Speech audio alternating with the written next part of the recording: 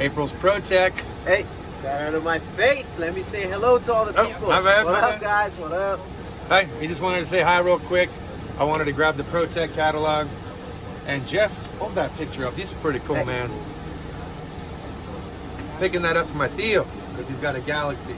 Well, there's a local that actually takes these, huh? Yes, correct.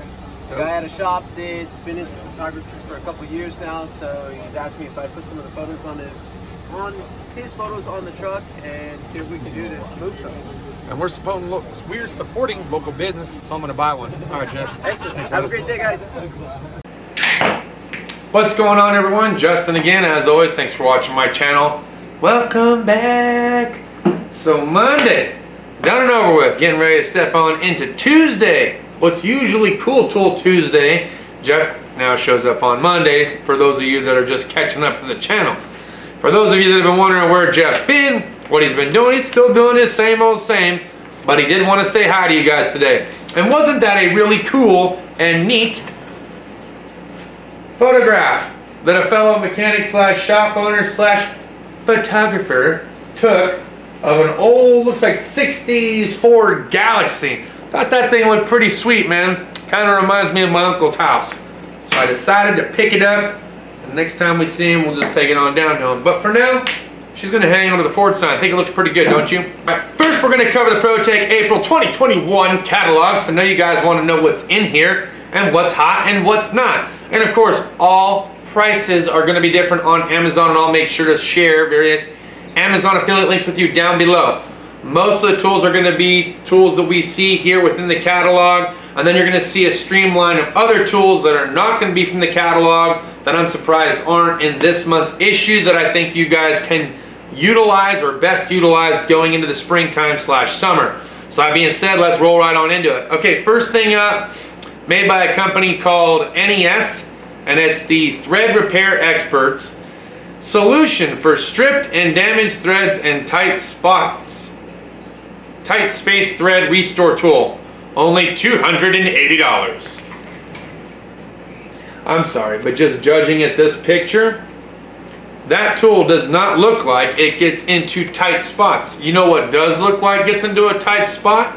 If you're trying to rethread something, yes. How about that Lyle or Lang rethread kit where the bit's like that big? That would be a solution. This is an overpriced gimmicky item in my opinion. They don't even show you additional pictures of how it fits into tight spots, just that it does, and judging based on this photograph, and I could be wrong, does not look like it's a really good solution for you. That's just my opinion. Anyone that owns that, why don't you do a video and show us just how tight of a spot it can get into, would you? Alright, so next page, page number 2, we got some sledgehammers. The BAM Trio. They give you 3 different sledgehammers here. A 32 ounce, a 2.5 pound, and a 4 pound sledgehammer. $131.99. We got a ball peen, a cross peen, and then the actual sledge itself. Orange and black look good, and nothing wrong with the ATD hammers. They look pretty solid to me. In fact, they almost kind of have that Wilton-like feel to them or overall look to them. I've seen 1 or 2 on Jeff's truck. I'd be curious to know how the overall performance and longevity is. So those of you that own or do own the ATD hammers, how long have you had them for? Do they hold up? We would like to know. Alright, moving on, cruising on through the catalog. Yeah, you guys already know about some of the Milwaukee stuff. I don't feel like we need to cover all that. I mean, it's just 1/4-inch ratchets, you know, stuff that you've seen all along. Alright, let's jump over to page number 4. Look, tool widget and tool grid on the page. Pretty much taking up all of your tool organizational needs here. I have the tool grid system. I actually purchased the tool grid system through Matco Tools when I bought my Matco Toolbox a month and a half, 2 months ago. I paid a heck of a lot more than the pricing that's advertised here in this catalog, and I'm sure the pricing here that's advertised in this catalog is higher than what we can find on Amazon. So I'm going to do some due diligence and some research and see if I can't find it for you. But yeah, I'm looking at prices here. 1/4-inch, 3/8, 1/2-inch drive, $125.99. I paid $250. That's twice the price to get it with Matco on the cardboard box. Fits my toolbox though. Be curious to see if they were pretty much side by side the same. But isn't it pretty cool? They give you some other options here. 3/4 inch drive, hardware and small parts, assorted wrenches, board with 2-pack. Look, I like the grid system. I think it looks great. I like their little organizers that they have here. I like the way they have their wrenches laid out in here. Overall, I think it just saves a ton of space, and for me, I'm saying, yeah, could be a huge possibility for me in the future of getting at least the one for the wrench drawer. Absolutely. Even possibly these little ones right here that have the little individual organizers. So, okay, talking about the tool widget stuff. So tool widget, they got theirs, right? Screwdrivers, wrenches. They got stuff over here that they've got now for your sockets. Okay, we've seen those on reviews that Rust Belt Mechanic has done. You know what? I hadn't seen the socket ones personally, but I do have the ones for the wrenches, and they're all right. They're all right. Okay, I can't really say too many negative things about it. The only thing that I liked best between the tool grid versus the tool widget is that outside of it being in a fixed position, they give you a little clip for the front part of the wrench and the rear part of the wrench. And what I noticed about the tool widget design is that it kind of slides back and forth, right? It doesn't really quite lock the wrenches down and in place. So when you're sliding your drawer closed or open, if you have them laying like this, they slide too. If you have them the other way, not really a big deal. So think about that, horizontal versus vertical layout. All right, next page, we got some Spy sunglasses. You guys know I wear the Spy sunglasses. Those things are great. We got some water packs, right? Because things are starting to heat up. Don't really think we need to cover that too much. We got some jump packs made by J&C. I never heard of them, so I'm not going to say anything good or bad about it. Astro's got some oil filter wrench pliers. Not sure how interested you guys are in them, but look, they are the adjustable angle oil filter wrench pliers. Kind of reminds me of that Matco pair that I had picked up. Who else makes the other one? Was it EZRED that did it? I'd have to go back and see. This 4-piece oil filter wrench kit made by CTA. I like the band style oil filter wrenches. It's nice that it comes in a little case that you can jam them in if you're just going to set it on top of some kind of work surface to make it a grab, so you don't have to have them tossed in your toolbox. Alright, so the EZRED memory saver. I've heard both good things and bad things, okay? This memory saver, I think, is more specifically designed for those that work on a lot of Hondas that have to deal with the battery code, okay?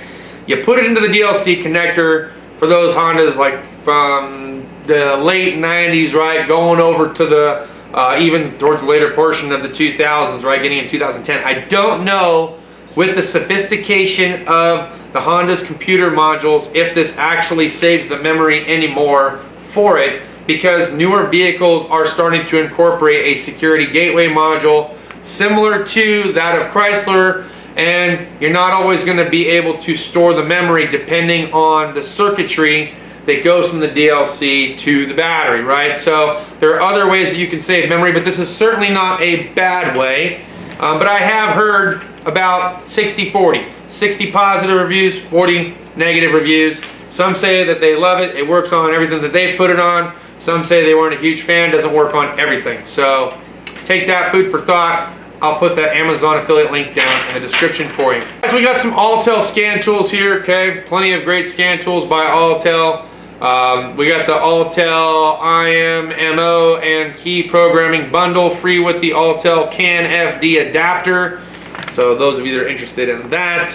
I'm still eyeballing that IM 608, but they have an IM 508 now. So this one, Autel MaxiIM 508 key programming tablet with free key programmer. Alright, so I'm not sure what the huge difference is between the Autel MaxiIM 508 versus the 608, but I do like this price point, okay? $1,824.99, much more affordable option here. I like this. Comes with the J box, comes with the key programmer. You got your various chips here, I'm assuming that are for the key programming, plus you get the Autel diagnostic scan tool. I will put links for the IM 508 and 608 down below, but my scan tool buddies out there, maybe you can shed some light on the situation here as far as what's the difference, bro? Alright, ITS, TPMS, and more. No thank you, tire shop should pay for that, and I'm not paying for it for the dealership. They have their own. More Milwaukee. All right, Can Coot. American made, hard steel sets, left-handed drill bits, jobber length drill buddy.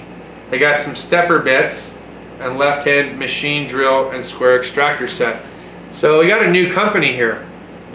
Different stuff, all made in USA. Quite a few products, quite spendy too. So you guys have to let me know if you've tried any of them out. I've never heard of this company. Looks like it's new to the catalog. All right, we got some gear wrench stuff in here. Yes, I really like the long combination, non-ratcheting wrenches. Okay, these things are great, especially for alignments. I've been doing a lot of alignments lately. My alignment guy's out, so I've become the alignment guru. I've done like 3 or 4 alignments today, but I'm having fun with it, right? Learning some new stuff about that. Knee picks. Why are these little things so damn popular? I'd like to know. I'd like to know. Maybe you almost have to own them to know, but I'd like to know. I heard JD Tico sells a whole bunch of these things. I believe Clay has a pair of these things. Jesus, I mean, anybody who's anybody, right, that has anything to do with tools or tool reviews seems like they own these little damn things. And I got the smaller pair with the comfort grip, but I didn't go so small to this other. I just don't know. Why are they so popular? I wish somebody could explain. I mean, the extra added length that I got from the comfort grip handle wasn't by much, and I feel like it cost the same price that they're asking for there. Oh boy, I don't know. All right, look, Irwin extractor sets, left-handed drill bits. You got tap and die sets, and they even got a pretty decent 4-piece pliers set. But I don't really feel like you can go wrong with Irwin anything in the automotive profession, okay? I mean, they're gonna work out well for you. I've got some stuff that's rebranded Irwin. I've got some stuff that's just Irwin because, you know, I could pick it up for a pretty smoking deal sometimes from O'Reilly's or Amazon, so it works out well for me. And I've been utilizing Irwin products for years, especially their vice grips, okay? Or locking grips, whatever you guys want to call them. But look, I got a ton of these vice grips, okay? And I bought the whole assortment pack, finally did away with the plastic thing because it just made more sense for me. But I've loved their products overall. Like I said, I don't feel like you can go wrong with anything when it comes to Irwin. That's just my opinion. All right, so we got some MasterCool and some Robin Air test gauge sets for 1, 2, 3, 4 YF. Okay, these are going to be pretty important, but how important? How really? I don't know. Let's see. Hang on. I got my R134s hanging up there. That's how important. So I bought those R134 gauges. Oh man, I want to say like 6 years ago. And I bought them when I was at the dealership because at the time we only had one R134 machine. And what I really needed was pressure readings, and I couldn't always get a pressure reading on the system because we only had just the one machine. So if someone was doing an evac, recovery and refill service, or they were swapping out components, the machine was pretty much taken up and I had to move on to something else. But if I wanted some kind of quicker answer, having a set of gauges was very beneficial. Well, now the dealership I'm at, they got gauges, plus they have the machine, and not everybody's doing AC all the time. So, you know, now they're pretty much here at the house. The 1, 2, 3, 4 YF system, however, has been a pretty crucial component at the dealership, but I feel like it's going to be kind of the same thing. So I would say I wouldn't go killer crazy. Look, okay, Robin Air, for instance, they're selling theirs for $415. MasterCool is selling a dual gauge set here for 1, 2, 3, 4 YF and for 134A for $285. If you just wanted the 1, 2, 3, 4 YF manifold gauge set, it's $315. So it's like, I'm confused because if this one can do both, but it's cheaper, like why? Why is it cheaper? Is it because of the color? I don't know. But this one being more specifically geared towards the 1, 2, 3, 4 YF, I feel like this would probably be the best option if you are solely using it for newer cars. So let's face it, we got a lot of guys that have new vehicles nowadays that get into collisions because a lot of them are new drivers. I mean, let's face it, from what I've seen over the last few years, I have seen more vehicles that have been sent over from collision shops that have the newer refrigerant system than I have vehicles that have the R134 in them. Why? I don't know. Maybe people buying brand new cars are just reckless, or they're too young. I have no idea. Whatever the case may be, we get a lot that come in from the collision shops to perform service work on. Maybe it's because most collision shops have a R134, so they have to send it to the dealer because the machine itself is stupid expensive. I don't know. So your gauge set might be handy, might not be.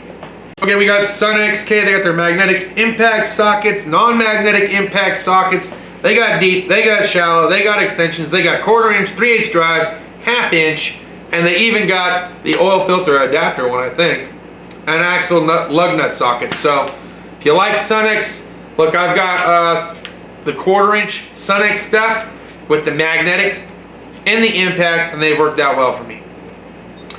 Okay, wheel stud pilot pin master set. So this one is $77.99, and before I knew that Liesel made it, I did end up picking that same exact setup from Matco, and I want to tell you it probably cost me about $100. So, you know, a few extra dollars to have the Matco name on it if that's what you're after. Late model GM heavy duty torsion bar unloader. So if you were looking to unload the torsion bars, they got that in there for my GM guys. We got some Ford Transit hub nut socket. So if you were doing a lot of transit vans in here for $85. Subaru ball joint puller. Well, that's pretty interesting. So they got a special puller for Subaru. See, outside of just looking for a cool tool, I'm always curious at what special thing that some other manufacturer decided to come up with to make my life a headache. Alright, last but not least, we got the back page kit. We got this Milwaukee vice grips. Not sure how much better or worse they are. I have an old school pair that works out okay, but I still feel like they were a little bit lacking compared to Irwin, but I haven't tried out their new stuff. The new stuff kind of looks similar to the Snap-on rebranded ones that he was letting us check out. But how about this VIM wrench extender and the comfort grip? So I have the monster made wrench extender with the bare handle. It's a love-hate relationship with that thing, okay? When it works great. When you don't have a firm bite and you slip, it sucks. So food for thought on that. Okay, closing discussion topic. When making recommendations, should you base recommendations or upsells based on mileage without looking at it? I don't know. This is a really gray area because long ago we were always taught, hey, you know what? If the vehicle is over 75,000 miles or getting close to 100,000 miles, you should recommend a tune-up because it's probably due and we don't have any service history, so there's a good chance that they may not have done it. Obviously, if you're in a position where you can see the plug or get to it relatively quickly, it's a better option to pull a plug first, so you could say, well, I pulled one plug during service. Other times, it's not convenient to pull the plug because maybe the engine's hot. You get a lot of people that say, not a good idea to remove a plug when the engine's hot. I kind of got to agree, especially when it comes to aluminum heads.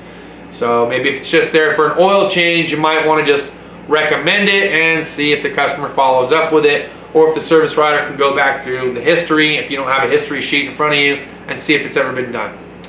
When it comes to fluid exchanges though, this is one of those things where you unfortunately do have to look. I would not recommend a fluid exchange just based on miles only.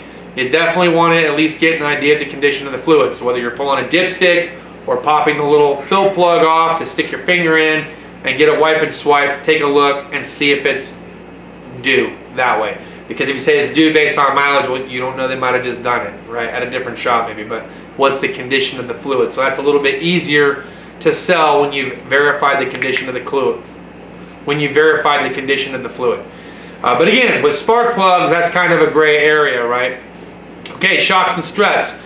There's a difference between weeping, leaking, completely gone and blown out, like where they're clunking and you can clearly see it's saturated and been saturated in oil for a minute, or where it's completely dry but the mileage is up there. Okay, so used to be, long time ago, recommend shocks and struts OE50K, meaning that it looks like it's original equipment and the car has over 50,000 miles on it. Customers don't want to just throw shocks and struts at it just because their vehicle is over 50K. It might be a recommendation based on service interval, but it's not always a good sell, especially if they're functioning as designed and they have not been leaking. Some people are not very hard on their shocks and struts, and some people don't travel very far. So I wouldn't recommend them just based off mileage for something like that. And man, make sure they're at least leaking or they're clunking about, making a bunch of noise, or they just look like they're blown out, or they've been leaking for a long time. That would be a strong recommendation point. You have something to go off of after that. Tires, okay. Before recommending an alignment, at least have a reason why you're recommending an alignment. Is it when you're on a test drive, is the steering wheel a little bit offset, but the tires appear to be new or new-ish, or they haven't begun to wear yet? That would be a good time to recommend an alignment if the steering wheel is offset. If it's just road crown, that doesn't count. I'm talking about driving down a nice straight road and just the steering wheel is comfortable here, and if you try to straighten it, it wants to dart off to the side. Another one would be if you have inner tire wear or outer tire wear, just inner or mainly inner or just outer. Okay, I'm not talking about inner and outer because that's an deflation thing. But I'm saying if the majority of the wear is on the inside or the majority of the wear is on the outside, you might want to recommend an alignment based on the toe being either in or out, right? Shoveling or scooping. So these would be ways I would go about recommending, and try not to use the mileage interval as your go-to for recommended services, okay? Alright guys, that's all I got for this video. Look, if you liked today's content, make sure to smash a thumbs up on your way out the door. Make sure to check product links down in the description for your discounted pricing. I did pick up a valve core removal tool for off-road travels. I know people said that was just, don't do it. They make little special caps, yada yada. I picked it up anyways, okay? I'm not there yet, don't worry. I'm gonna get the other stuff later down the road. But this only cost me like $7 or $8, so I'm not worried about that. Alright, that's all I got for this video. We'll see you guys next time. Cheers, and deuces.